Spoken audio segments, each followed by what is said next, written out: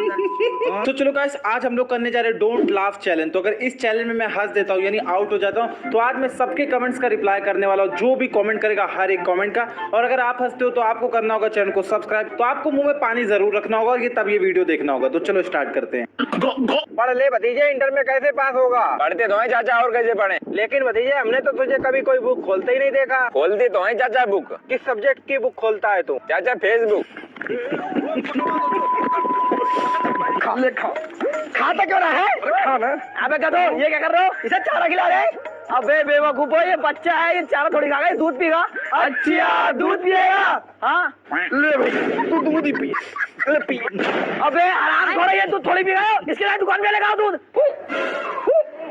भैया आपको इतनी हिचकी क्यों आ रही है? लगता है गर्लफ्रेंड याद कर रही होगी।